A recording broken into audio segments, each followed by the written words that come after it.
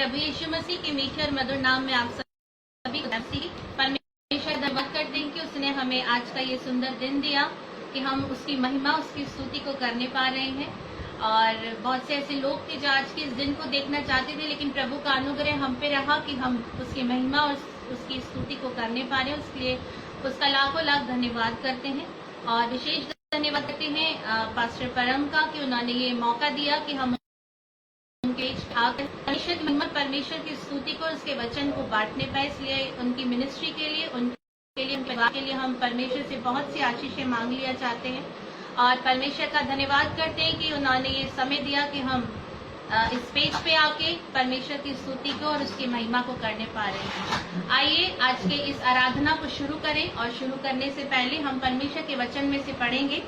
हम निकालेंगे भजन संहिता उसका 92 अध्याय, उसकी 1 से 15 आयत तक। यहाँ इस प्रकार से लिखा है, यहोवा का धन्यवाद करना भला है, हे परम प्रधान के नाम का भजन गाना। प्रातःकाल को तेरी करुणा और प्रति रात तेरी सच्चाई का प्रचार करना। 10 तार वाले बाजे और सारंगी पर और वीणा पर गंभीर स्वर से गाना भला है। क्योंकि हे यहोवा, तूने मुझको अपने काम से आनंदित किया है और मैं तेरे हाथों के कामों के कारण जय जयकार करूंगा। हे यहोवा, तेरे काम क्या ही बड़े हैं, तेरी कल्पनाएं बहुत गंभीर है। पशु समान मनुष्य इसको नहीं समझता और मूर्ख इसका विचार नहीं करता कि दुष्ट जो घास के समान फूलते फलते हैं और सब अनर्थकारी जो प्रफुल्लित होते हैं, यह इसलिए होता है कि वे सर्वदा के लिए हो जाए। परंतु यह तू सदा विराजमान रहेगा, क्योंकि यह तेरे शत्रु, हाँ तेरे शत्रु नष्ट होंगे, सब अनर्थकारी तितर बितर होंगे। परंतु मेरा सींग तूने जंगली सान का सा ऊंचा किया है। मैं टटके तेल से चुपड़ा गया हूँ। मैं अपने शत्रुओं पर दृष्टि करके और उन कुकर्मियों का हाल जो मेरे विरुद्ध उठे थे सुनकर संतुष्ट हुआ हूँ। धर्मी लोग खजूर के समान फूले फलेंगे और लबानोन के देवदार के समान बढ़ते रहेंगे। वे यहोवा के भवन में रोपे जाकर हमारे परमेश्वर के आंगनों में फूले फलेंगे, भी फलते रहेंगे और रस भरे और लहलहाते रहेंगे। जिससे ये प्रकट हो कि यहोवा सच्चा है, वह मेरी चट्टान है और उसमें कुटिलता कुछ भी नहीं। आइए इसी वचन के अनुसार हम परमेश्वर की आराधना और स्तुति करेंगे। कुछ समय और परमेश्वर आराधना करेंगे। कोरस में हो सकते हैं, जहाँ कहीं भी आप परमेश्वर की आराधना हमारे साथ करेंगे। और आज कुछ छोटे बच्चे हमारे साथ हैं जो परमेश्वर की आराधना को हमारे साथ मिलकर करेंगे। आइए हम एक कोरस गाएंगे, गिन गिन के स्तुति करूं बेशुमार तेरे दानों के लिए। गिन गिन के स्तुति करूं बेशुमार तेरे दानों के लिए।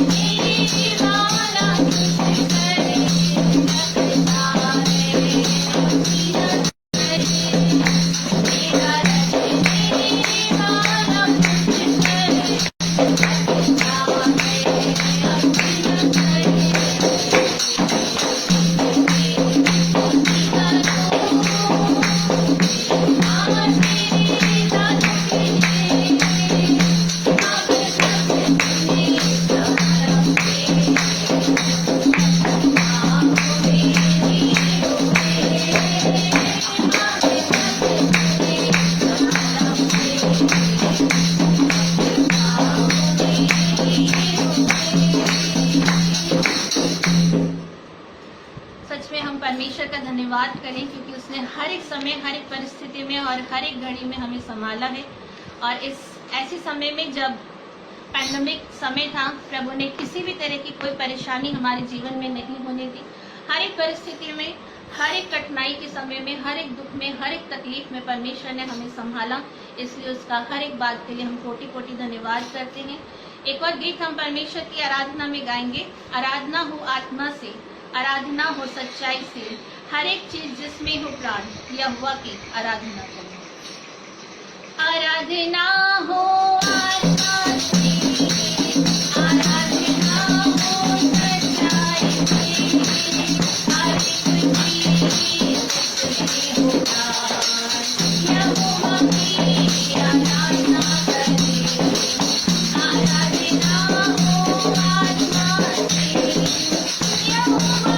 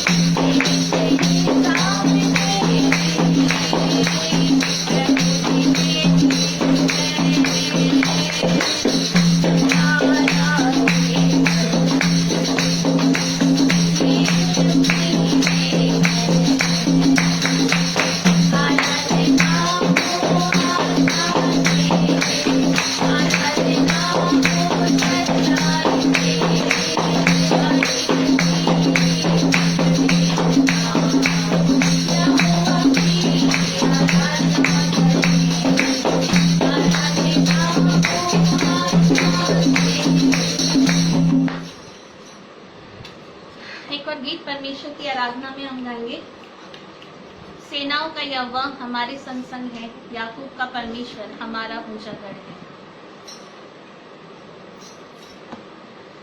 सेनाओं का यहोवा हमारे संग संग है, याकूब का परमेश्वर हमारा ऊंचा गढ़ है। सेनाओं का यहोवा हमारे संग संग है, याकूब का परमेश्वर हमारा ऊंचा गढ़ है।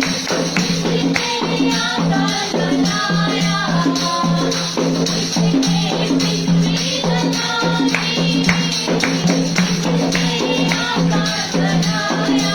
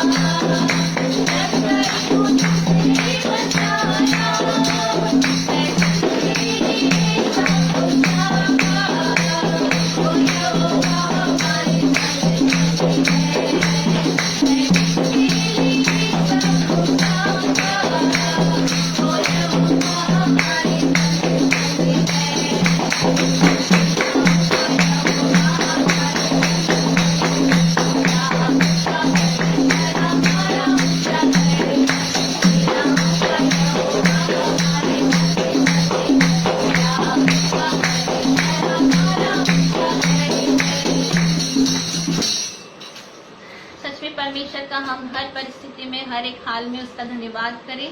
और ये समय होगा कि हम आराधना को मिस्टर विक्टर लॉयल के हाथों में देंगे, जो आज का वचन वो हमारे बीच में बोलेंगे।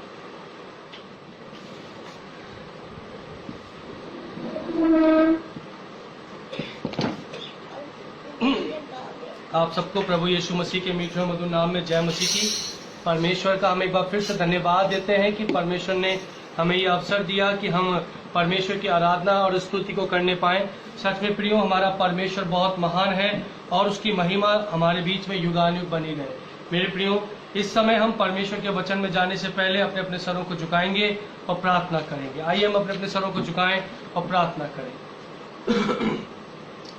सर्वशक्तिमान, जीवित, अनुग्रहकारी, विलंब से क्रोध करने वाले हमारे स्वर्गीय पिता, प्रभु जी, हम एक बार फिर से आपको धन्यवाद देते हैं कि आपने हमें यह अवसर दिया कि हम आपकी आराधना कर सकें, आपकी स्तुति और प्रशंसा कर सके प्रभु, क्योंकि आप प्रशंसा के योग्य परमेश्वर हैं।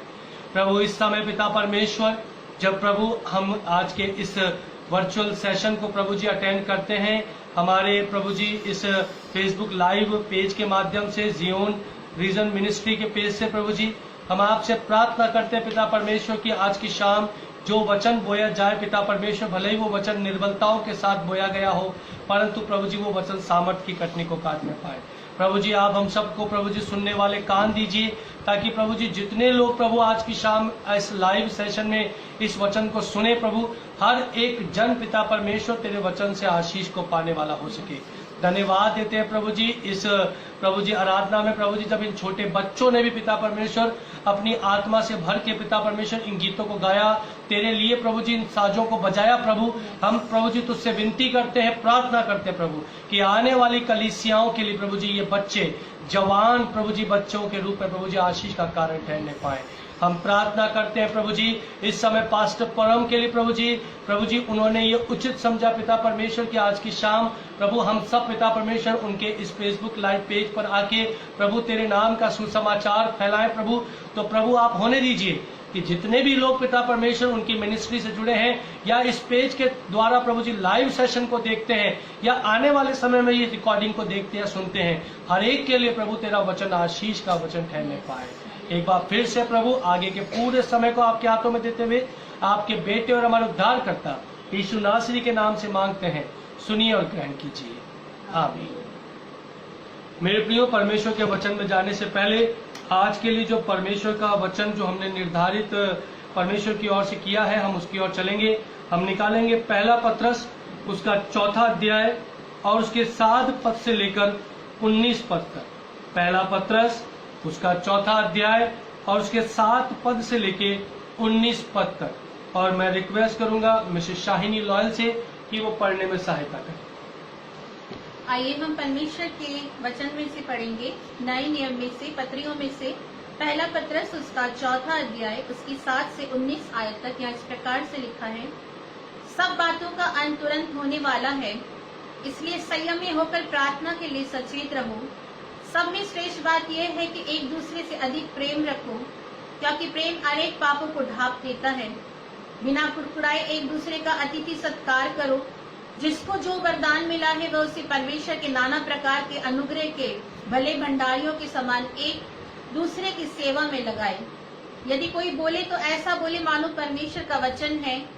यदि कोई सेवा करे तो उस शक्ति से करे जो परमेश्वर देता है, जिससे सब बातों में यीशु मसीह के द्वारा परमेश्वर की महिमा प्रकट हो। महिमा और साम्राज्य युगानुयुग उसी का है, आमीन। हे प्रियो, जो दुख रूपी अग्नि तुम्हारी परखने के लिए तुम पे भड़की है, इससे समझकर अचंबा ना करो कि कोई अनोखी बात तुम पर बीत रही है, पर जैसे जैसे मसीह के दुखों में सहभागी होते हो आनंद करो, जिससे उसकी महिमा के प्रकट होते समय भी तुम आनंदित और मगन हो। फिर यदि मसीह के नाम के लिए तुम्हारी निंदा की जाती है तो तुम धन्य हो, क्योंकि महिमा का आत्मा जो परमेश्वर का आत्मा है तुम पर छाया करता है। तुम में से कोई व्यक्ति हत्यारा या चोर या कुकर्मी होने या पराये काम में हाथ डालने के कारण दुख न पाए, पर यदि मसीह होने के कारण दुख पाए तो लज्जित ना हो, पर इस बात के लिए परमेश्वर की महिमा करे, क्योंकि वह समय आ पहुंचा है कि पहले परमेश्वर के लोगों का न्याय किया जाए, और जबकि न्याय का आरंभ हम ही से होगा तो उसका क्या अंत होगा जो परमेश्वर के सुसमाचार को नहीं मानते। और यदि धर्मी व्यक्ति ही कठिनाई से उद्धार पाएगा तो भक्तिहीन और पापी का क्या ठिकाना। इसलिए जो परमेश्वर की इच्छा के अनुसार दुख उठाते हैं वे भलाई करते हुए अपने अपने प्राण को विश्वास योग्य सृजनहार के हाथ में सौंप दें। परमेश्वर अपने पढ़े और सुने जाने पर आशीष दे, आमीन। परमेश्वर का धन्यवाद हो आज के सुंदर वचन के लिए जो परमेश्वर की दासी मिसेस शाहिनी लॉयल ने हमारे बीच में पढ़ा। परमेश्वर उनको आशीष दे। मेरे प्रियो, यदि आपको मेरी आवाज़ क्लियर आ रही है तो प्लीज़ आप कमेंट बॉक्स के अंदर आप यस लिख दें, ताकि हमें यहाँ से पता चल सके कि हमारी वॉइस एकदम क्लियर है।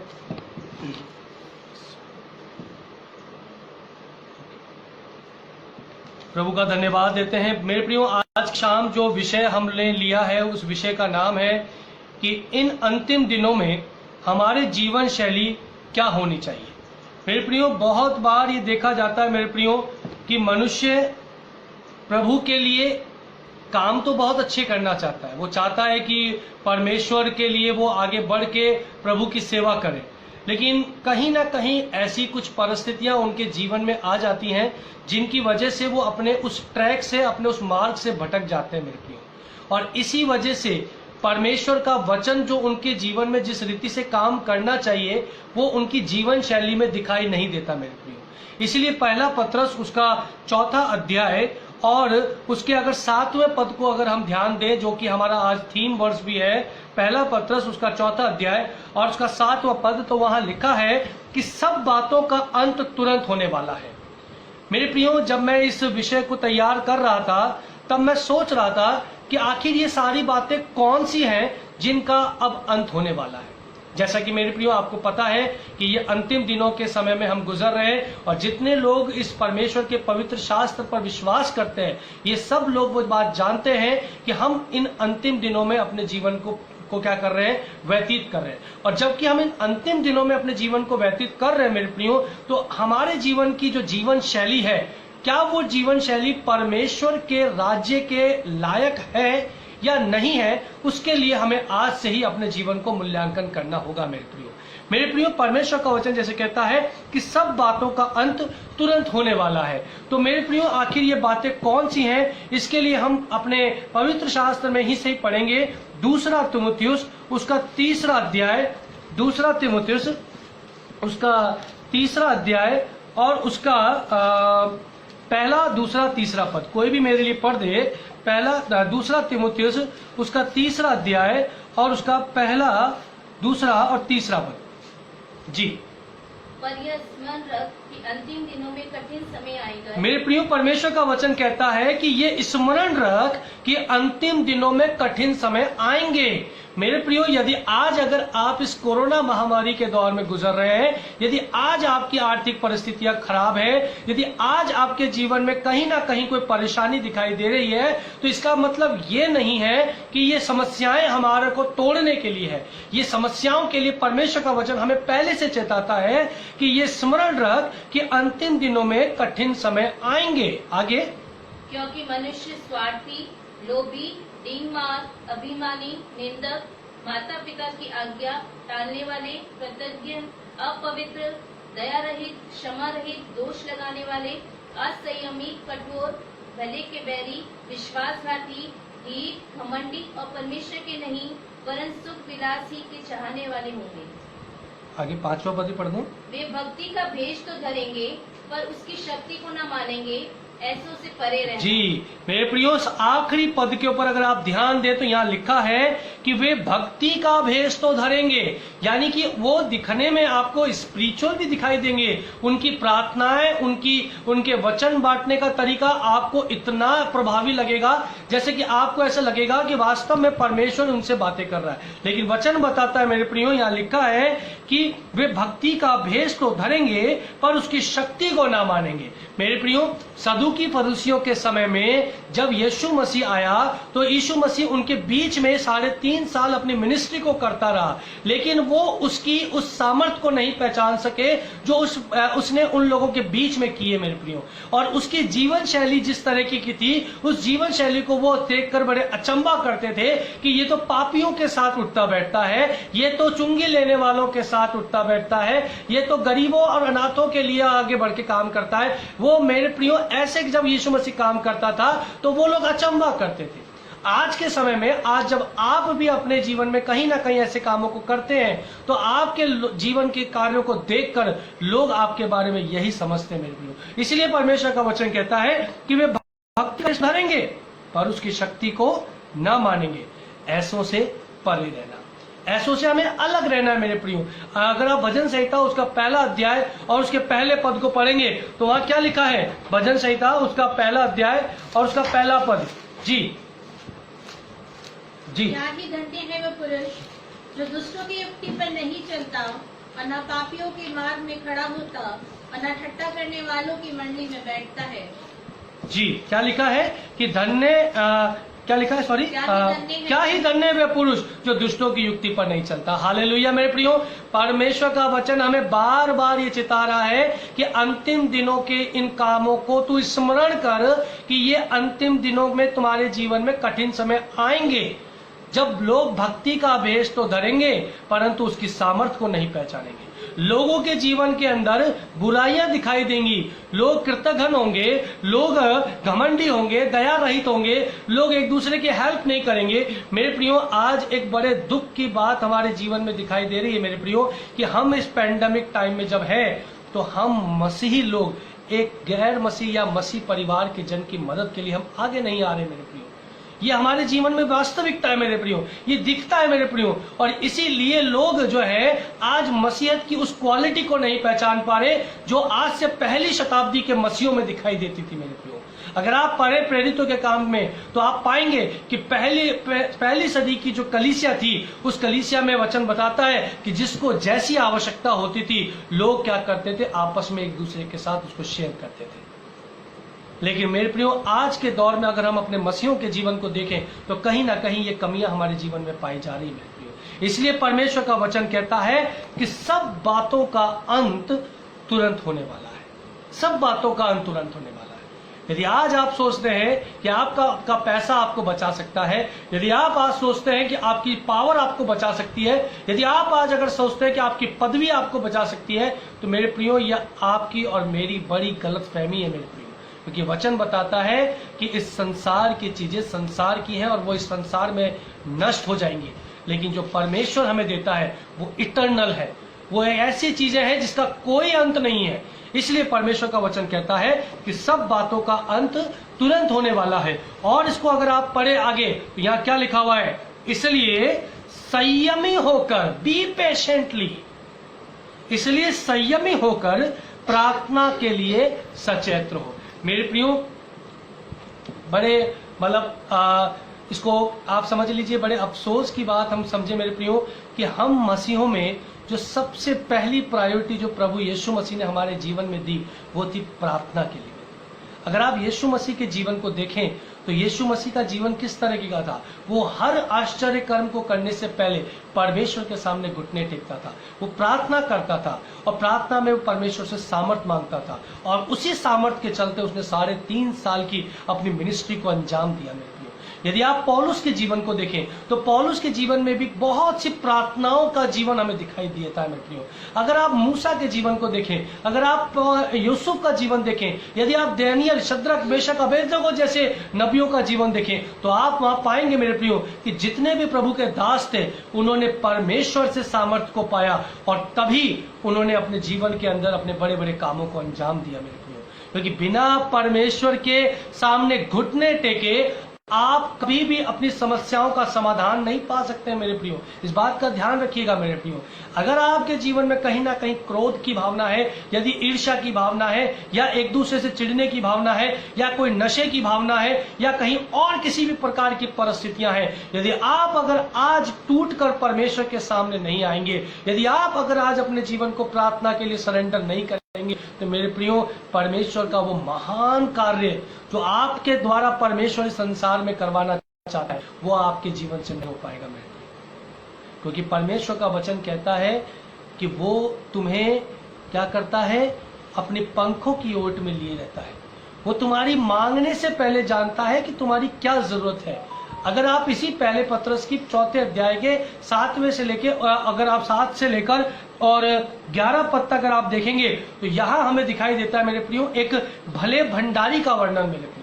भले भंडारी का मेरे प्रियो, भंडारी कौन होते हैं, स्टुअर्ड्स कौन होते हैं, वो जो कि प्रभु के, जो किसी और के काम को इस संसार में रहकर अंजाम देते हैं मेरे प्रियो।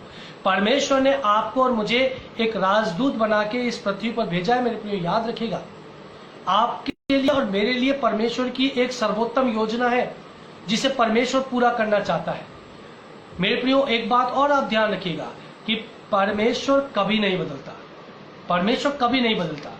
आप चाहे कब आपकी परिस्थितियां कैसी भी आ जाएं, परमेश्वर की जो नियत योजना आपके लिए है, परमेश्वर की वो योजना परमेश्वर अपने लोगों के बीच में रिवील करता ही करता है मेरे प्रियो।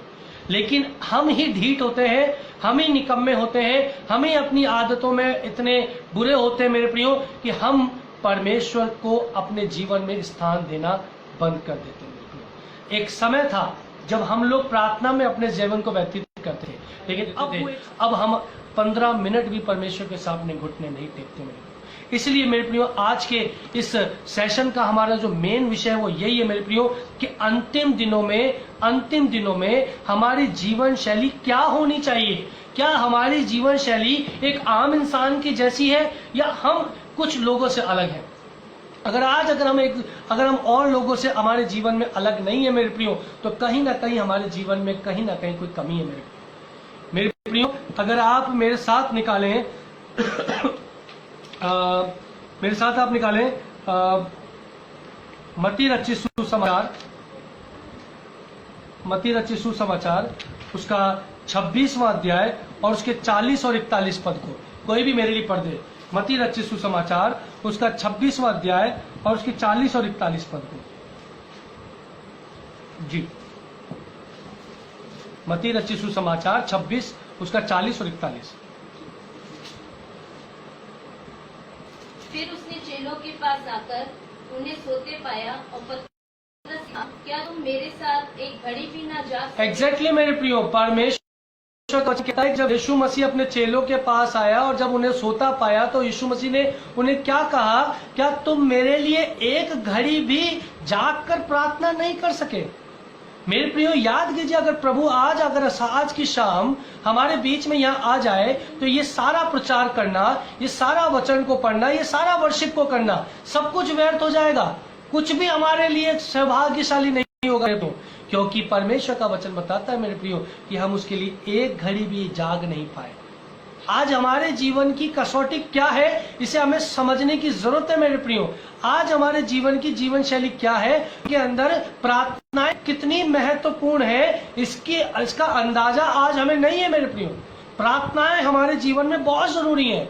ये नहीं कि सुबह उठे हमने थैंक्स गिविंग की प्रेयर करी, दिन में हमने खाने की थैंक्स गिविंग प्रेयर करी और रात में सोते टाइम बिस्तर पर जाने से पहले थैंक्स गिविंग की प्रेयर करी और हमारा काम पूरा हो गया। इतना ही नहीं मेरे प्रियो, ये काम तो हमारे जनरल रूटीन के काम है मेरे प्रियो। हमें इससे और अपने आप को बेटर बनाना है, हमें और अपने आप को नया बनाते चलना है मेरे प्रियो। क्योंकि जब तक हम अपने अंदर से मन का नवीनीकरण नहीं करेंगे, जब तक हम अपने मन से नए नहीं होंगे मेरे प्रियो, तब तक परमेश्वर का वचन हमारे जीवन में कारगर नहीं होगा मेरे प्रियो। इसलिए परमेश्वर का वचन यहाँ पर कहता है कि 41वें पद के अंदर पढ़िएगा। 41वां पद क्या लिखा है? जागते रहो और प्रार्थना करते रहो। जागते रहो और प्रार्थना करते रहो। यही है हमारा परमेश्वर का सबसे महत्वपूर्ण एजेंडा हमारे जीवन के लिए, कि हम जागते रहें और प्रार्थना करते रहें, क्योंकि अब वो घड़ी आ पहुंची है कि परमेश्वर का पुत्र पकड़वाया जाए और उसकी सामर्थ्य लोगों के बीच में प्रकट हो। मेरे प्रियो, अब वो समय आ चुका है कि जब लोग हमारी बातों से हमारा विरोध कर सकते हैं। लोग हो सकता है कि हमारी बातों को स्वीकार नहीं करेंगे, क्योंकि ये अंत के दिन है मेरे प्रियो। लोग हमारी बातों का तिरस्कार करेंगे, लेकिन परमेश्वर का वचन हमें हियाव देता है। क्या कहता है? जागते रहो और प्रार्थना करते रहो। मेरे प्रियो, आप 10 कुंवारियों का दृष्टांत न जाने कितनी बार पढ़ चुके होंगे। रचित सुसमाचार उसके 25वें अध्याय के अंदर उन 10 कुंवारियों के दृष्टांत से यीशु मसीह ने बहुत अच्छी बात हम मसीहों को समझाई है मेरे प्रियो। और वो क्या, कि वो 5 कुंवारियां जिनके पास भरपूर मात्रा के अंदर तेल था और वो जागती रहीं और उसने दूल्हे का इंतजार किया। तो आप वचन में पढ़ लीजिएगा, निकाल लिए मेरे साथ मत्ती रचित सुसमाचार उसका 25वां अध्याय और उसका 11वां पद। इसके बाद वे दूसरी कुंवारियां 9वां पद। परंतु समझदारों ने उत्तर दिया, कदाचित यह हमारे और तुम्हारे लिए पूरा न हो, भला हो ये कि तुम बेचने वालों के पास जाकर अपने लिए मोल ले लो। जी, 6ठे पद से एक बार आप पढ़िएगा। लिखा है, आधी रात को धूम मची, देखो दूल्हा आ रहा है, उससे भेंट करने के लिए चलो। तब वे सब कुंवारियां उठकर अपनी मशालें ठीक करने लगी। मेरे प्रियो, वचन बताता है कि जो विश्वास में मजबूत थी वो भी उठ के चल पड़ी, और जो विश्वास में थोड़ी कमजोर थी वो भी उठ के चल पड़ी। लेकिन आगे क्या लिखा है? थोड़ा सा क्लाइमेक्स आगे है मेरे प्रियो। क्या लिखा है कि और मूर्खों ने समझदारों से कहा कि अपने तेल में से कुछ हमें भी दो, क्योंकि हमारी मशालें बुझी जा रही हैं। मेरे प्रियो, परमेश्वर का वचन बता रहा है आज हमारे जीवन रूपी मशालें बुझ रही हैं मेरे प्रियो। जीवन रूपी आत्मिक मशालें हमारे को आज चौकस रहना है और प्रार्थना में अपने जीवन को व्यतीत करना है मेरे प्रियो। यदि आज की शाम अगर हमारे जीवन में हम प्रार्थनाओं में समय नहीं बिताते हैं तो हमारा हाल भी इन मशालों के अंदर तेल ना होने की कमी की वजह से जो ये 5 कुंवारियां परेशान हैं, एक समय आएगा जब हमारा भी यही हाल होगा कि जब दूल्हा आएगा तब हमारी मशालें बुझ जाएंगी मेरे प्रियो। और उस समय परमेश्वर का पुत्र यानी कि वो दुल्हा क्या कहेगा, आप पढ़िएगा 12वें पद को, हाँ जी 12वें पद को। उसने उत्तर दिया, मैं तुमसे सच कहता हूँ, मैं तुम्हें नहीं जानता। क्या कहेगा, मैं सच कहता हूँ कि मैं तुम्हें नहीं जानता।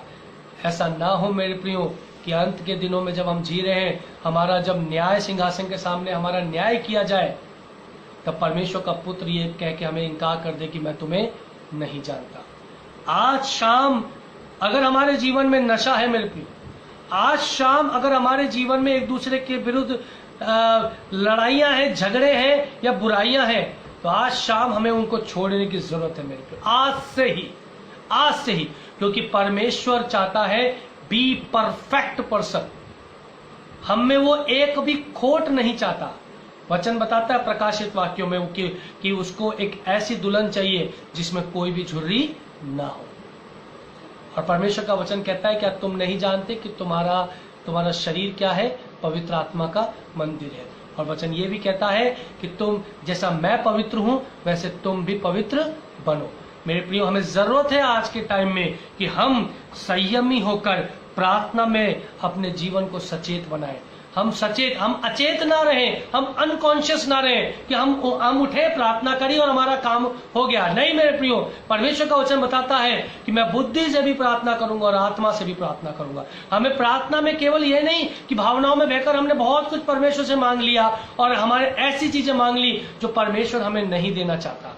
मेरे प्रियो, परमेश्वर चाहता है कि उसके लोग, उसके जन ऐसी चीजों के लिए मुझसे प्रार्थना विनती करें जो उनके लिए इटर्नल हो, उनके लिए अनंत काल का लाभ देने लायक हो। मेरे प्रियो, हमारी मांगे क्या होती हैं, हमारी डिमांडें क्या होती है मेरे प्रियो? हमारी डिमांडें सिर्फ यहीं तक सीमित होती है कि मेरे परिवार के लिए एक अच्छा सुनियोजित कार्यक्रम हम बना सकें, हमारे परिवार की आर्थिक समस्याएं दूर हो जाएं, हमारे बच्चे अच्छे एजुकेट हो जाएं, हमारे परिवार के अंदर सुख शांति हो जाए। सिर्फ अपना परिवार, अपने लोग, अपनी कलीसिया, इससे आगे हम नहीं बढ़ते मेरे प्रियो।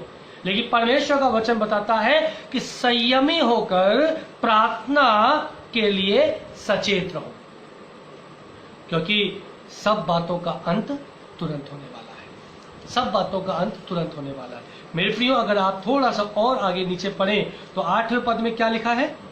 पहला पत्र 4 अध्याय उसका 8वां पद लिखा है कि सब में श्रेष्ठ बात यह है कि एक दूसरे से अधिक प्रेम रखो। आज मसीही जगत में जो सबसे ज्यादा कमी पाई जा रही है मेरे प्रियो, वो है आपसी प्रेम की। मेरे प्रियो, परमेश्वर का वचन बताता है कि इसमें बड़ी बात नहीं है कि हमने परमेश्वर से प्रेम किया। बड़ी बात इसमें है कि जब हम पापी ही थे तो हमारे लिए यीशु ने हमारे लिए जान दी।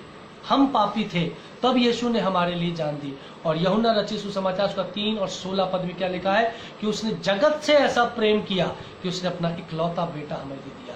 ये है डिवाइन लव मेरे प्रियो, परमेश्वर का जो हमारे लिए है। और आज हमारे बीच में जो कमी पाई जाती है वो यही कि हम एक दूसरे से प्रेम नहीं करते। और वचन बताता है मेरे प्रियो कि एक दूसरे से प्रेम करो ताकि लोग तुम्हें देखकर पहचाने कि तुम किसके बेटे और बेटी हो, मेरे बेटे और बेटी हो। लोग पहचाने कि आपस में प्रेम करने वाले हम परमेश्वर के बेटा और बेटी हैं। लिखा है कि सब में श्रेष्ठ बात यह है कि एक दूसरे से अधिक प्रेम रखो। और आगे लिखा है कि बिना कुड़कुड़ाए एक दूसरे का अतिथि सत्कार करो। मेरे प्रियो, यहाँ पर अगर आप इंग्लिश की बाइबल में जाएंगे तो वहां पर प्रेम शब्द की जगह यूज किया गया है चैरिटी। प्रेम शब्द की जगह यूज किया गया है चैरिटी, कि हम क्या करें कि सब बातों में एक दूसरे से प्रेम करें, यानी कि हम सब कुछ अपने भाई के लिए न्योछावर करें। यही नहीं कि हम पैसे से उसकी मदद करें, यही नहीं कि हम उसकी आर्थिक और किसी बात से मदद करें, लेकिन उसकी मॉरल वैल्यूज को भी हम समझें, उसकी स्पिरिचुअल वैल्यूज को भी हम समझें। यदि कोई भाई आत्मिक रीति से गिर रहा है तो हमें उसे उठाने की आवश्यकता है मेरे प्रियो। ऐसा नहीं कि कोई व्यक्ति जिसके जीवन में नशे की आदत है तो हम उसके लिए प्रार्थना करना छोड़ दें और उसके लिए भला बुरा बोलना शुरू कर दें। नहीं मेरे प्रियो, परमेश्वर का वचन बताता है कि यदि कोई तुम्हारे में से कोई गिर रहा है तो तुम उसको उठाओ, तुम उसे उठाओ। यदि कोई निर्बल है तो उसको अपने साथ ले लो ताकि तुम उसको भी बलवंत बना सको। यह है परमेश्वर का वचन मेरे प्रियो। हम परमेश्वर के वचन के फ्लो में बहने की बजाय हम उसके विरोध में अगर बात करेंगे मेरे प्रियो, तो सच मानिए मेरे प्रियो, परमेश्वर का वचन कभी भी हमें आशीषित नहीं होने देगा मेरे प्रियो, क्योंकि परमेश्वर के विरोध में कही गई बातें वो कभी भी फलवंत नहीं होती मेरे प्रियो।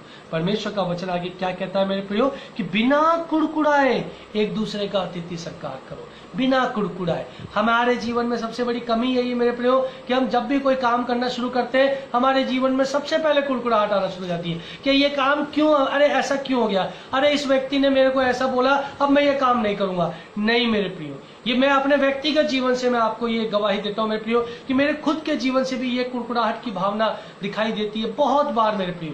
लेकिन मैं परमेश्वर के सामने इन बातों के लिए प्रार्थना करता हूं कि प्रभु तू मुझे इन बातों के लिए क्षमा कर और मुझे तैयार कर कि मैं ये कुड़कुड़ाहट अपने जीवन से निकालूं, ताकि मेरे प्रियो जब तक ध्यान रखिए, जब तक कोई चीज आप अपने जीवन से नहीं छोड़ेंगे तब तक आप दूसरे को वो चीज नहीं सिखा सकते। इसलिए सबसे पहले आपको वो चीज अपने जीवन से हटानी पड़ेगी मेरे प्रिय। इसलिए परमेश्वर का वचन कहता है कि बिना कुड़कुड़ाए एक दूसरे का अतिथि सत्कार हो। हम्बली हर व्यक्ति के लिए, चाहे वो छोटा बच्चा ही आपके घर का क्यों ना हो, चाहे वो घर का कोई बुजुर्ग ही क्यों ना हो, यदि उसके जीवन में कोई कमी है मेरे प्रियो, आप उसको हम्बली ट्रीट कीजिए मेरे प्रियो। क्योंकि आप सोचिए कि जब कलकत्ता के अंदर मदर टेरेसा के सामने जब वो कोड़ी जो कि जिनके घाव सड़ते थे, जिनके घावों में से बदबू आती थी, जब वो उनके घावों को साफ करती थी ना मदर टेरेसा, तब लोग कहते थे कि तुम इनके घावों को कैसे साफ कर लेती हो। तब मदर टेरेसा उन्हें कहती थी कि मुझे इन लोगों में मेरा यीशु दिखाई देता है, इसलिए मैं इनकी नहीं परंतु मेरे यीशु की सेवा करती हूँ। आज आपके और मेरे जीवन में ऐसी चैरिटी होनी चाहिए मेरे प्रियो, ऐसा प्रेम दिखाई देना चाहिए मेरे प्रियो। यदि ऐसा प्रेम हमारे जीवन में नहीं है, यदि हम किसी भाई की कोई मानसिक परेशानी को देखकर हम अगर एंजॉय कर रहे हैं, तो वह सच मानिए मेरे प्रियो कि हमारे अंदर उस भाई के प्रति प्रेम की भावना नहीं है। यदि आज कोई पास्टर, यदि आज कोई पासवान, यदि आज कोई प्रभु का सेवक आपके इलाके में, आपके आसपास में कहीं सेवा दे रहा है तो आप उसे डिमोरलाइज मत कीजिए, आप उसको प्रोत्साहित कीजिए, क्योंकि वो किसका काम कर रहा है, वो प्रभु का काम कर रहा है। यदि आप उसके साथ नहीं जुड़ सकते तो आप उसके लिए प्रार्थना कीजिए ताकि उसकी सेवाएं परमेश्वर के लिए और फलवंत होती जाए मेरे प्रिय। क्योंकि यहाँ लिखा है बिना कुड़कुड़ाए एक दूसरे का अतिथि सत्कार करते रहो मेरे प्रियो। आगे अगर आप पढ़ें तो यहाँ पर 11वें पद में क्या लिखा है कि यदि कोई बोले तो ऐसा बोले मानो परमेश्वर का वचन। मेरे प्रियो कितनी बड़ी बात यहाँ पत्रस लिख रहा है मेरे प्रियो। वो पत्रस जो अब तक जब यीशु मसीह का स्वर्गारोहण नहीं हुआ था, उससे पहले जब वो 3.5 साल यीशु मसीह के साथ रहा, तब आप उस पत्रस के चरित्र को देखिएगा। वो उतावली करने वाला पत्रस था, वो हर चीज में उतावली करता था।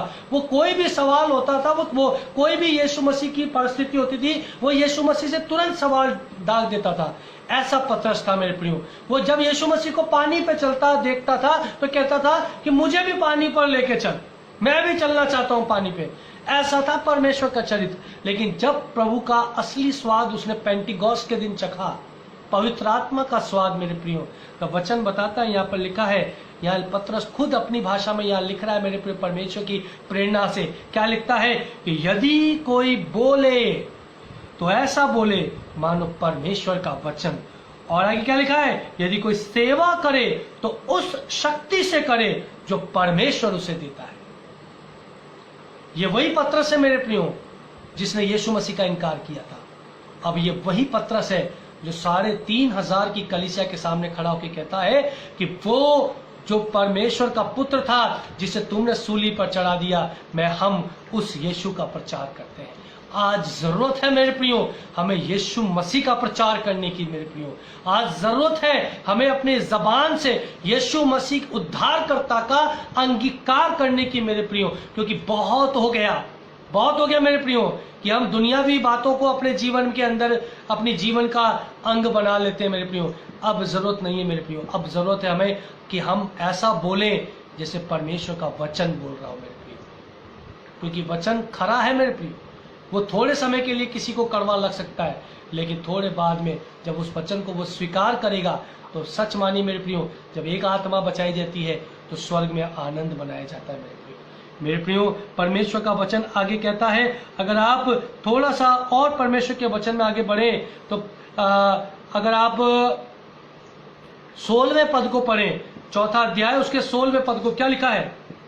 पर यदि मसीह होने के कारण दुख पाए तो लज्जित ना हो, पर इस बात के लिए परमेश्वर की महिमा जी करें। कि यदि मसीह होने के कारण दुख पाए मेरे प्रियो, यदि मसीह होने के कारण अगर हम दुख पाए मेरे प्रियो, बहुत से लोग अपनी आइडेंटिटी आज छुपाते हैं मेरे प्रियो। बहुत से लोग जब अन्य जातियों के बीच में या हमारे अन्य भाइयों और बहनों के बीच में जब काम करते हैं तब अपने आप को एज अ क्रिश्चियन लोगों के सामने रिप्रेजेंट करने से डरते हैं मेरे प्रियो। लेकिन परमेश्वर का वचन हमें यहाँ क्या कहता है? ये कहता है कि यदि मसीही होने के कारण तुम अगर दुख उठाते हो तो लज्जित ना हो, पर इस बात के लिए परमेश्वर की महिमा करो। हालेलुया मेरे प्रियो। मैं आज की शाम आपको प्रोत्साहित करना चाहता हूं मेरे प्रियो कि हमारी जीवन शैली प्रभु के अनुसार होनी चाहिए मेरे प्रियो, ताकि जब दुख भी हमारे जीवन में आए तब हम लज्जित ना हो और कहें कि प्रभु इन दुख के समय में भी, इन परेशानियों के समय में भी, जब मुझ पर सताव आ रहा है, जब मुझ पर परेशानियां आ रही हैं, इसमें भी मैं परमेश्वर तुझे महिमा देता हूं, क्योंकि इस समय के लिए तूने मुझे तैयार करा है, इस समय के लिए मुझे तैयार किया है। प्रभु का हम बहुत धन्यवाद देते हैं। हमारे बहुत से ऐसे सोशल वर्कर भाई हैं जो इस कोरोना पैंडेमिक टाइम में जब लोग मृत्यु के शैया पे थे मेरे प्रियो, तब वहां जाकर उन्होंने प्रार्थनाएं करी मेरे प्रियो। बहुत से ऐसे लोग थे मेरे प्रियो जिन्होंने जब किसी मसीह परिवार में कोई दुख आया, जब कोई परिवार का जन प्रभु में सो गया, तब वहां जब लोग उनके बॉडी को हाथ नहीं लगा रहे थे, तब बहुत से ऐसे लोग थे मेरे प्रियो, बहुत से ऐसे हमारे अजीज भाई थे जिन्होंने आगे बढ़ के प्रभु के लिए उन लोगों के कामों में हाथ बटाया मेरे प्रियो। और हम देखते हैं मेरे प्रियो कि जिन्होंने भी परमेश्वर के काम को सहयोग दिया, परमेश्वर ने उनका मुंह कभी काला नहीं होने दिया, उनको और सामर्थ्य दी, ताकि 1 नहीं 2 नहीं 3 नहीं, वो लगातार इस पूरे पेंडेमिक टाइम में प्रभु की सेवा में लगे रहे मेरे प्रियो। मेरे प्रियो, ये अंत का समय मेरे प्रियो, इसमें हमें लज्जित नहीं होना अपनी आइडेंटिटी को देखकर। हमें इस बात को, हमें दुख नहीं देना कि हम प्रभु के लोग हैं, हमें आनंद मनाना है कि हम प्रभु के लोग हैं। हमें प्रभु ने चुना है, क्योंकि वचन बताता है कि बुलाए गए तो बहुत है परंतु चुने गए बहुत थोड़े हैं मेरे प्रियो। यदि आज परमेश्वर ने आपको बुलाया है अपनी सेवा के लिए, तो आज चुन लो कि तुम्हें किसकी सेवा करनी है, क्योंकि यहोशू क्या कहता है कि आज चुन लो कि तुम्हें किसकी सेवा करनी है, क्योंकि मैं और मेरा पूरा घराना तो केवल परमेश्वर की सेवा करेगा। हमें चुनना होगा कि हमें किसकी साइड होना है मेरे प्रियो। मेरे प्रियो, यदि आप इसके 17वें पद को पढ़े तो क्या लिखा है जी? क्योंकि वह समय आ पहुंचा है कि पहले परमेश्वर के लोगों का न्याय किया जाएगा। याद रखिएगा मेरे प्रियो, परमेश्वर का वचन कहता है, यह किसी मनुष्य की जबान नहीं है, यह परमेश्वर की पवित्र आत्मा का प्रेरणा से रचा गया वचन है। क्या कहता है? क्योंकि वह समय आ पहुंचा है कि पहले परमेश्वर के लोगों का न्याय हो। अगर आप थोड़ा सा रेफरेंस में नीचे पढ़ेंगे तो वहां नीचे रेफरेंस में लिखा गया है कि परमेश्वर के घर का, परमेश्वर के लोगों का न्याय होगा। हाँ, आगे क्या लिखा है? और जबकि न्याय का आरंभ हम ही से होगा। जी, जब न्याय हमसे ही होगा तो उनका क्या अंत होगा जो परमेश्वर के सुसमाचार को नहीं मानते। एग्जैक्टली मेरे, यदि आप परमेश्वर के सुसमाचार को मानकर भी उस सुसमाचार को आप अवॉइड करते हैं, यदि आज अगर आपने इस सुसमाचार को सुना है और फिर भी अपने मन को नहीं फिराया है, तो सच मानिए मेरे प्रियो, ये चेतावनी प्रभु हमें आज देना चाह रहा है। ये चेतावनी आज परमेश्वर हमारे जीवन में रख रहा है। क्या कह रहा है कि जब न्याय हमसे ही होना है तो सच मानिए क्या होगा, उनका जो सुसमाचार को नहीं मानते। यहाँ किसी अन्य जाति के भाई या बहन के बारे में नहीं लिखा, मेरे प्रिय ध्यान से सुनिएगा। यहाँ पर ये उनके लिए नहीं लिखा जिन्होंने सुसमाचार को नहीं सुना। यहाँ लिखा है कि सुसमाचार को नहीं मानते, यानी जिन्होंने सुन तो लिया है परंतु उसे नहीं मानते। आज अगर आप जानते हो कि यीशु मसीह इस संसार में आया था, 3.5 साल उसने हमारे बीच में अपनी सेवाएं दी और उसका स्वर्गारोहण हुआ और ये उसने हमारे लिए एक प्रॉमिस रखा है कि वो फिर से आएगा और हमें अपने साथ लेकर जाएगा। यदि आप इस चीज पर विश्वास करते हैं मेरे प्रियो, तो सच मानिए कि परमेश्वर के राज्य में जाने के लिए आपने अपने जीवन को तैयार कर लिया है। लेकिन मेरे प्रियो, परमेश्वर का वचन कहता है कि अगर न्याय उन लोगों का होने वाला है जो सुसमाचार को मानते हैं, तो सच मानिए उनका क्या होगा जो सुसमाचार को नहीं मानते हैं। और आगे पढ़िएगा 18वें पद में क्या लिखा है। और यदि धर्मी व्यक्ति ही कठिनाइयों से उद्धार पाएगा तो भक्तिहीन और पापी का क्या ठिकाना। मेरे प्रियो, ध्यान रखिएगा, परमेश्वर का वचन कहता है, यीशु मसीह ने बहुत साफ डिक्लेरेशन हमारे व्यक्तिगत जीवन के लिए दिया था। क्या दिया था? छोटे बच्चे भी यहाँ पर जानते होंगे कि 2 मार्ग हैं, 2 रास्ते हैं जो प्रभु ने हमें बताए हैं। एक चौड़ा मार्ग है और एक संकरा मार्ग है। चौड़ा मार्ग दिखने में बहुत अच्छा है, बहुत स्मूथली है, यहाँ पर कोई प्रॉब्लम नहीं है, इजीली सेवा हो सकती है, इजीली केवल वर्शिप करी, प्रार्थना करी, वचन बांटा, हमारे पूरे हफ्ते भर का काम खत्म हो गया इजीली, बहुत अच्छा है मेरे प्रियो। लेकिन सच मानिएगा मेरे प्रियो, वचन बताता है कि उस चौड़े मार्ग के अंत में क्या है? नुकसान है मेरे प्रियो, अंत में नुकसान है मेरे प्रियो। लेकिन एक रास्ता और है जो सकरा है, तकलीफों भरा है, बड़े बड़े हडल हैं, परेशानियां हैं, रोज बीज बोना है, रोज फसल काटना है, रोज अपनी फसल को देखना है, अपनी फसल की जुताई करनी है, रोज अपने आप को मारना है उन लोगों के बीच में। लेकिन परमेश्वर का वचन बताता है कि उस मार्ग से होकर जब हम निकलेंगे तो आखिरी में क्या मिलेगा हमें? वो अनंत जीवन का मार्ग मिलेगा मेरे प्रिय। आज हमें चुनना होगा कि हम किस मार्ग में अपने जीवन को लेकर जाना चाहते हैं मेरे प्रिय। इसलिए यहाँ लिखा है कि यदि धर्मी व्यक्ति ही कठिनाइयों से उद्धार पाएगा। यदि आज अगर आप अपने आप को धर्मी मानते हैं और आपका जीवन बड़ा स्मूथली चल रहा है, तो सच मानिए मेरे प्रियो कि आप परमेश्वर के वचन के अनुसार अभी ट्रैक पर नहीं है मेरे। क्योंकि यदि आप अगर परमेश्वर के वचन के अनुसार परमेश्वर के ट्रैक पे हैं, तो आपकी कठिनाइयां जरूर होनी चाहिए। आप जाइए आपकी कॉलोनीज के अंदर, आपके आस पड़ोस में जाकर वहां एक व्यक्ति को सुसमाचार सुनाइए। परेशानी बहुत है मेरे प्रिय, बहुत तकलीफ है, लेकिन जब आप उस सुसमाचार को सुनाएंगे तब एक बार में मैं विश्वास करता हूँ मेरे प्रिय, प्रभु के लिए जब हम काम करने जाते हैं ना, तब हम प्रार्थनाओं के साथ जाते हैं तो प्रभु हमारी प्रार्थनाओं को सुनता है। और जिस व्यक्ति को हम सुसमाचार सुनाते हैं, एक दिन परमेश्वर उसे पलटकर हमारे सामने जरूर लेकर आता है। लेकिन हम जाते ही नहीं है मेरे प्रियो, हम तकलीफों में बढ़ना नहीं चाहते मेरे प्रियो, क्योंकि हम सोचते हैं कि ये काम हमारा, ये काम तो प्रभु के सेवकों का है। नहीं मेरे प्रियो, ये काम हर व्यक्ति का है। परमेश्वर का वचन कहता है, मत्ती रचित सुसमाचार उसके अंतिम अध्याय में क्या लिखा है कि जाओ और जगत के छोर तक सुसमाचार का प्रचार करो। ये काम किसी प्रचारक का नहीं है, ये काम केवल प्रभु के सेवकों का ही नहीं है, ये काम हर व्यक्ति का है मेरे प्रियो। हर एक उस मसीह व्यक्ति का है जिसने सुसमाचार को माना है। तो अब उसकी जिम्मेदारी बनती है कि वो सुसमाचार किसी दूसरे व्यक्ति तक भी सुनाए। आज हमारी जिम्मेदारी बनती है मेरे प्रियो कि हमारे जीवन के चरित्र से लोगों को यीशु दिखाई देना चाहिए। हमारे जीवन के, हमारी बोली से यीशु मसीह हमारे जीवन से दिखाई देना चाहिए। इसलिए परमेश्वर का वचन कहता है कि यदि धर्मी व्यक्ति ही कठिनाइयों से उद्धार पाएगा, तो भक्तिहीन, जो प्रभु की उस आराधना को नहीं करना चाहता, उसकी भक्ति में स्वीकार योग्य अपने जीवन को अर्पित नहीं करना चाहता, तो सच मानिए उस भक्तिहीन और पापी का क्या ठिकाना होगा। नीति वचन उसका 11वां अध्याय और उसके 31वें पद को अगर आप पढ़ेंगे तो आप वहां देखिएगा क्या लिखा है। नीति वचन उसका 11वां अध्याय और उसका 31वां पद, जी पढ़िएगा। देख, धर्मी को पृथ्वी पर फल मिलेगा तो निश्चय है कि दुष्ट और पापी को भी मिलेगा।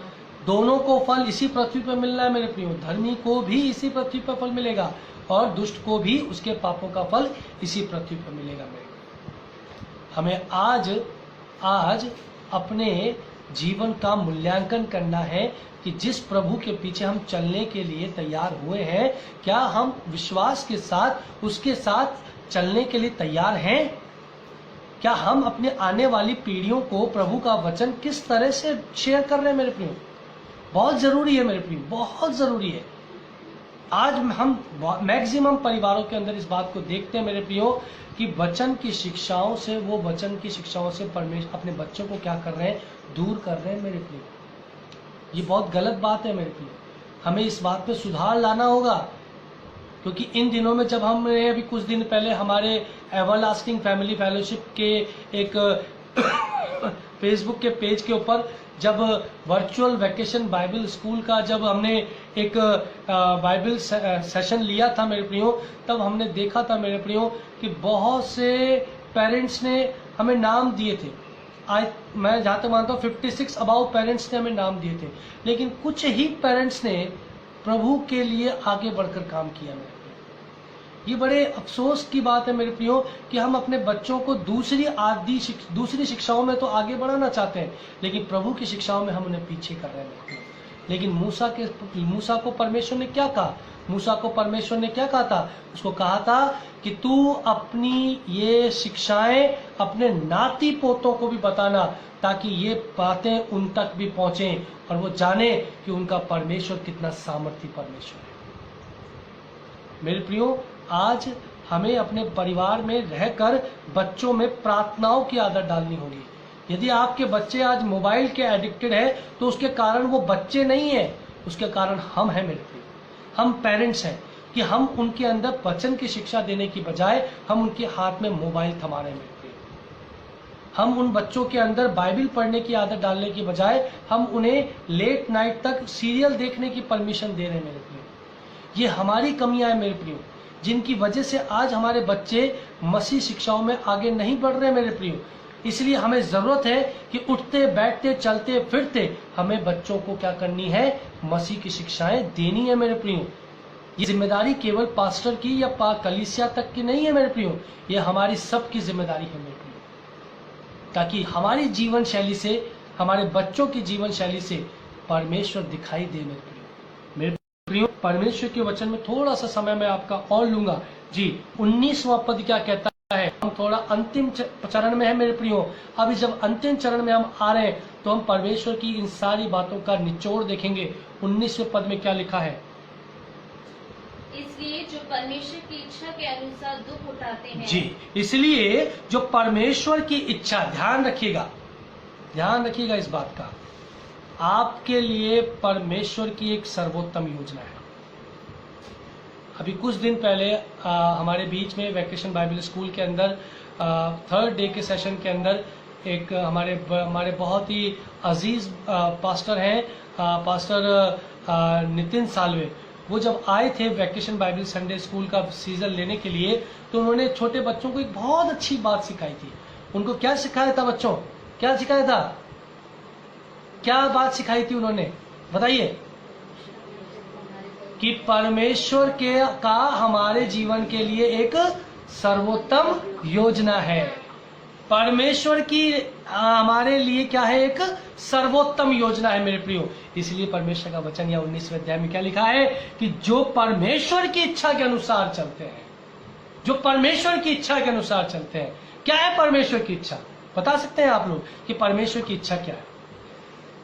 परमेश्वर की इच्छा है कि हमारे अंदर वो आत्मा के 9 फल दिखाई दे, ताकि लोग हमें देखकर क्या सोचें कि ये प्रभु के बेटे और बेटियां हैं। क्या लिखा है? आगे देखिएगा। इसलिए जो परमेश्वर की इच्छा के अनुसार दुख उठाते हैं, आगे, वे भलाई करते हुए अपने अपने प्राण को विश्वास योग्य सृजनहार के हाथ में सौंप दें। कि वे भलाई करते करते अपने अपने प्राण को विश्वास योग्य सृजनहार के हाथ में सौंप दें। ये ना सोचें कि कौन हमें क्या सोचेगा। मैं अगर आज प्रभु के लिए बहुत धुन में आकर गीत गाता हूं, तो मेरे प्रियो ये ना सोचें कि लोग मेरी आवाज को सोचकर क्या सोचेंगे कि यार ये कितना भद्दा गाता है। याद रखिएगा, दाऊद राजा था ना, दाऊद राजा जब गीत गाता था ना, तब एक प्रभु के दास का ये स्वप्न था। जब उन्होंने स्वप्न देखा था तो वो बता रहे थे कि आई थिंक पास्टर दीनाकरण, उनके फादर पास्टर दीनाकरण के फादर ने एक स्वप्न देखा था, और उन स्वप्न में उन्होंने देखा था कि स्वर्ग में एक व्यक्ति है जो बड़े जोर जोर से गाना गा रहा है, लेकिन उसकी आवाज़ इतनी भद्दी थी कि उसका गाना सुनकर इतना कड़वा लगता था कि यार ये कैसे गा रहा है, कितना इसको कोई सुर की भी नॉलेज नहीं है। लेकिन जब यीशु मसीह से उन्होंने पूछा कि ये कौन गा रहा है, तब उन्होंने बोला कि ये राजा दाऊद गीत गा रहा है। ये कौन गा रहा है? राजा दाऊद गीत गा रहा है। वो राजा दाऊद वो राजा दाऊद जिसने भजन संहिता लिखा है, वो राजा दाऊद जिसने न जाने प्रभु के लिए कितने धुन और कितने गीत बनाए, और उन्हीं गीतों को सुर बना बना के आज वर्तमान में न जाने कितने प्रभु के सेवकों ने, दास दासियों ने गीतों को गाया है। मेरे प्रियो, परमेश्वर के लिए ये इम्पोर्टेंट नहीं है कि आप क्या है, परमेश्वर के लिए इम्पोर्टेंट है कि आपका जीवन कैसा है। क्या आप अपने जीवन के चाल चलन से, अपनी जीवन की शैली से परमेश्वर को दिखा रहे हैं या नहीं दिखा रहे? That is important thing. ये है परमेश्वर की हमारे जीवन के लिए इच्छा, ये है परमेश्वर की इच्छा। वो हमारे जीवन से जो चाहता है, कहता है, क्या लिखा है कि अपने भलाई करते हुए अपने अपने प्राण को विश्वास योग्य सृजनहार के हाथ में सौंप दें आप अपने जीवन को उसके हाथ में। ये ना सोचे कि मेरा कल क्या होगा। आप अगर अपने जीवन को प्रभु के हाथ में देंगे तो विश्वास कीजिए कि परमेश्वर आपके जीवन में वो काम करने की सामर्थ्य रखता है जो आपकी समझ और सोच से परे है। मेरे प्रियो, बहुत बार हम देखते हैं कि जब हमारे जीवन में कोई आर्थिक समस्या आती है तो हम दूसरे व्यक्तियों के आगे हाथ फैलाना शुरू कर देते हैं, जबकि वचन बताता है कि ना तो तू दाएं देखना ना बाएं देखना, केवल और केवल मुझ पर भरोसा रखना। जब आपके जीवन में कठिन परिस्थिति आती है तो घुटने टेक दीजिए।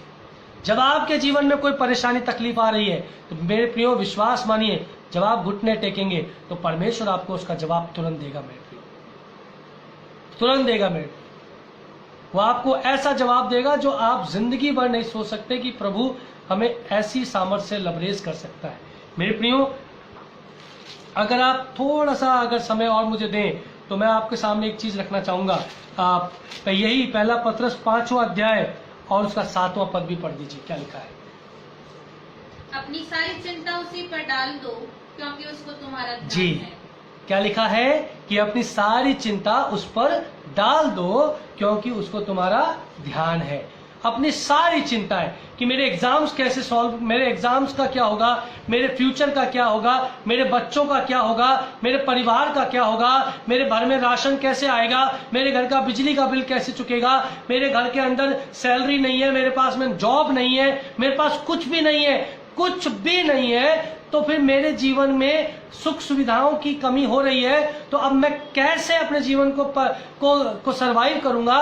तो लेकिन परमेश्वर का वचन क्या कहता है कि अपनी सारी चिंताएं उस पर डाल दो क्योंकि उसको तुम्हारा ध्यान है। वो जानता है कि तुम्हारी इच्छाएं, तुम्हारी डिजायर्स क्या है। आप पढ़िएगा मेरे लिए, अगर किसी को मिल जाए, हबक्कूक उसका अंतिम अध्याय, हबक्कूक उसका, अगर आप आखिरी अध्याय पढ़ेंगे, हबक्कूक उसका आखिरी अध्याय 1087, हबक्कूक उसका अंतिम अध्याय और उसके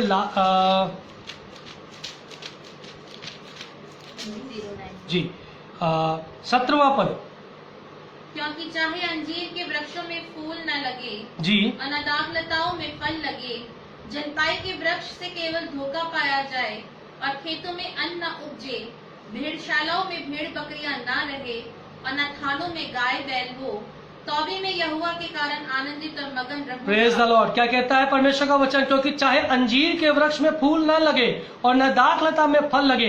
यदि आज आपके जीवन के अंदर सुख सुविधाएं नहीं आ रही हैं, यदि आज अगर आपके जीवन में कोई ब्लेसिंग्स नहीं आ रही हैं, तो परमेश्वर का वचन फिर भी क्या कहता है 18वें पद में? तो भी मैं यहोवा के कारण आनंदित और मगन रहूंगा और अपने उद्धारकर्ता, हालेलुया मेरे प्रियो, क्या लिखा है, और अपने उद्धारकर्ता परमेश्वर के द्वारा अति प्रसन्न रहूंगा। 19वां पद में क्या लिखा है कि यहोवा परमेश्वर मेरा बल मूल है, वही मेरा उद्धार करता है, वही मुझे बहेलिये के जाल से बचाएगा, वही मेरा शरण स्थान है, वही वो मेरा ऊंचा गढ़ है, वही तो मुझे हर परेशानियों से निकालने की सामर्थ्य रखता है। वो आपकी चिंताओं को जानता है आपके मांगने से पहले मेरे प्रिय। और वचन बताता है कि अब तक तुम ऐसी किसी परीक्षा में नहीं पड़े जो तुम्हारे सहने से परे हो मेरे प्रियो। और मेरे प्रियो, परमेश्वर का वचन बताता है, अगर पहला पत्र उसका 5वां अध्याय 10वां पद, अब परमेश्वर जो सारे अनुग्रह का दाता है, जिसने तुम्हें मसीह में अपनी अनंत महिमा के लिए बुलाया है, तुम्हारी थोड़ी देर तक के दुख उठाने के बाद आप ही तुम्हें सिद्ध और स्थिर और बलवंत करेगा। मेरे प्रियो, यदि आज अगर आप परमेश्वर के लिए दुख उठाते हैं तो आपके लिए एक स्वर्ग में मुकुट तैयार है मेरे प्रियो। यदि आज आपकी जीवन शैली में कहीं इन अंत के दिनों में दुख है, परेशानियां हैं, तकलीफें हैं, तो सच मानिए मेरे प्रियो कि परमेश्वर की एक बड़ी योजना आपके जीवन में पूरी होने जा रही है। परमेश्वर आपके जीवन में आशीषों को लेकर आने जा रहा है मेरे प्रियो। मेरे प्रियो, आम का वृक्ष अगर आपने देखा हो तो आपने देखा होगा कि आम का वृक्ष एक ही साल में आपको फल देना शुरू नहीं कर देता है।